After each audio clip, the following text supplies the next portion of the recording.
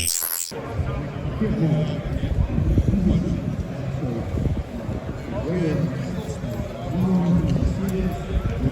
you guys doing?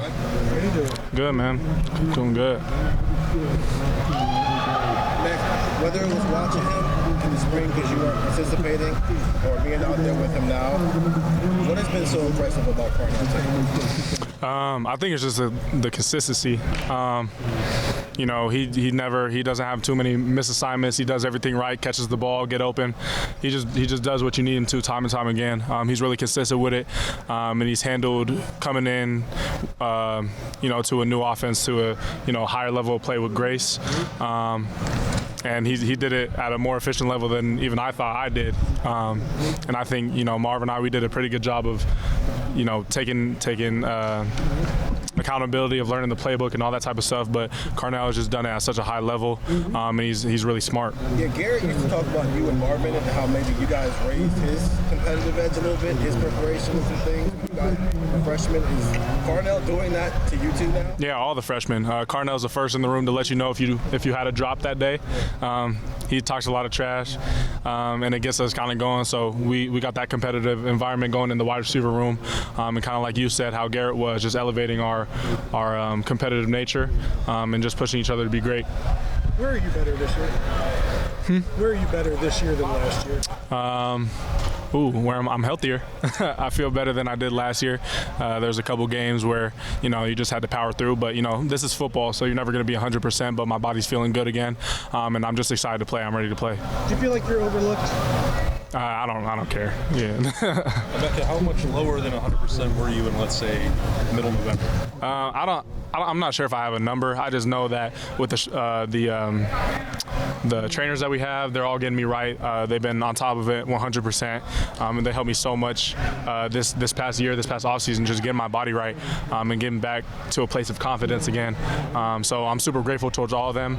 I can't even speak on all the people who's helped me get to this point, but I'm just really excited for this season. Is it frustrating? I'm trying to think of which would be more frustrating. Be so hurt that you couldn't play, or having you can play through it, but you're at a diminished level, which is what you had to deal with last year. Right.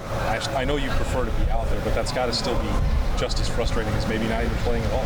Yeah, I mean, you got to find little ways and little advantages. It kind of helps train your mind to, okay, maybe I can't run the route this way because my legs hurt, so let me find a more creative way to get open. So it's training all these little aspects about the game. That's what makes football so special. I've been asked about quarterbacks. I have not. Confidence in both. Are they different in many ways or no? I mean, yeah, they're different quarterbacks, and the more confidence that I have in them is going to come with experience. Nobody thought C.J. Stroud was C.J. Stroud his sophomore year, and I feel like it's going to be a similar case now. Whatever people may be saying, we know who we got here in this building. You're always going to have a great quarterback at Ohio State. There's no ifs, ands, or buts about that. So we're excited to just play, get more experience with them, whoever is named the starter at the end of the day. But 100% confidence in both of those guys. Who? Julian. He's just grown a lot more into a leadership role. I feel like he's a guy who's more vocal than he used to be in the wide receiver room, and he's really stepped up. He's getting healthy again too, which is really great to see, and I'm so excited for his season to come. If Coach Day decides to go with two quarterbacks to open the season, is that going to have a big effect on not only you, but you think maybe the other guys in the room? Football is going to be football regardless. We still have our same assignments, it's the same plays, and we're expected to operate at a high level and execute at a high level. That's just what the standard is at Ohio State, and that's just what the standard is in Zone 6 in the receiver room. So we feel confident with anybody behind the center, but we have maximum confidence in both Kyle and Devin. You don't think that would throw off chemistry between you guys? Maybe one quarter there's Kyle, the next quarter there's Devin, or maybe even they alternate drives kind of thing. Mm-hmm. It would be a pretty seamless transition between the two regardless. I'm not one to say, but we're gonna have to handle it with grace. We're gonna have to find a way. We're gonna have to be the difference. So if that is the case, if that ends up how it shakes out, then we're just gonna find a way to win. You were talking about being banged up. So what does a healthy full season look like? What's different if you were healthy? well, I'm just, staying on top of my body to make sure that I can be as healthy as possible. But like I was saying, it is football, so you're always going to have, little nicks and bruises. But I'm not entirely sure. You know what I'm saying? We're going to see this year, hopefully, if I can keep my body with the grace of the Lord by my side. But I'm just going to play to my full potential and to my full ability. What all were you dealing with last year? Is there a receiver room that you can relate to what you guys might be able to do, what your ceiling is? Stay healthy. I can't say who we compare ourselves to, but at the end of the day, we're just gonna grind. We're gonna work as hard as we can. We're gonna study our plays. We're gonna treat every opponent with respect and come out with our hair on fire.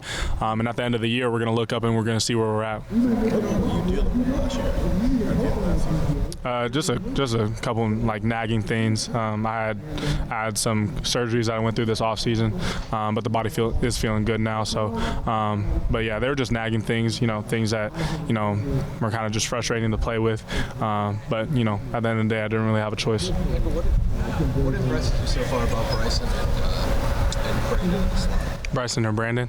Oh man, I'll go off a little bit on a tangent on both those guys. Bryson is just, he's one of the smaller dudes in the room, which is okay. He's a freshman, he's young, he's gonna get that strength of play up, and he's gonna build some more muscle mass. But he's super quick, he's super shifty, and we have this Michael Thomas board in the wide receiver room that tracks all our targets, catches, drops, all that type of stuff. And I think Bryson at the end of fall camp, he had a 90% completion rate when targeted, that's the highest I've seen since I've been here. If that was a national stat, I'm sure he'd be number one in every category. So good things happen when he's targeted. Good things happen when the ball goes his way. For Brandon, he came in, the last out of those four receivers, and he's picking up the offense extremely fast. He's a joy to be around, but he's such a great competitor. Him and Carnell go back and forth a lot, which is really funny to be a part of and be around. But Brandon's just a huge playmaker. He goes up and attacks the ball. He's strong. He's confident. And he goes out there and he just balls. He just tries his hardest, he tries his best, and there's never a half-hearted rep with him. You know what it feels like to play with Julian and Marvin. You guys have been doing split fields, and I've seen you out there with Cornell, I've seen you with Brandon, with just different guys. Do you feel a difference when the next group comes in after Marv and Julian go off the field, or does it just kind of feel the same? Because to us, the outside people, it doesn't really look like there's much drop-off, but it's also weird to say that because Marvin and you and Julian could all three be very high. That's the goal, right? The goal is there to be no drop-off. I don't feel like there was much of a drop-off when Chris and Garrett left or when Jackson left. So that's kind of what we do in Zone 6. That's kind of what we do. We take the keys and we pass them on to the next guy. So I expect them to transcend everything that we've done here. And if they didn't, then that's kind of on me. You know what I'm saying? It's my job to pass the torch and to give them every bit and every nugget that I have taken from here. So I'm glad to see them doing so well. I hope they continue to do so. And I'm just very blessed to be a part of this room. Last question. It sounds like you're going to take it personally the way that the next guys you aren't here anymore. When did you start to feel that almost weight that maybe you need to pass something on to this guy? That's a good question. I'm not really entirely sure. Maybe it's when I became an older guy. I'm only a third year, but I'm one of the more senior wide receivers in the room. And I just got that sense of wanting to pass the torch from Jackson and from Chris and Garrett. They all wanted to do that, and they're so happy to see us succeeding. And it's so fun to watch them in the NFL now. But there's a point in time where, like I said, the torch is passed. It's your time now. So, yeah, I can't really say when I picked it up, but I'm glad to be part of this tradition that we have going. Mick, when we were at practice last, as we were leaving, when you guys were closing out, you kind of were a little heated with what had gone out there. Mm-hmm. What happened, and what did you say?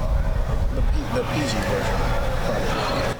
Oh, it was just, the offense wasn't clicking on all cylinders, but it was early. That's going to happen. Kind of just, making sure we're not lackadaisical and we take every rep take every rep seriously and make sure we're not leaving anything up to chance. So just, nothing too serious, just getting on the team, making sure we're all ready and we're all firing on all cylinders. Where were you? Thank you so much. Thank you, Mac. You're good.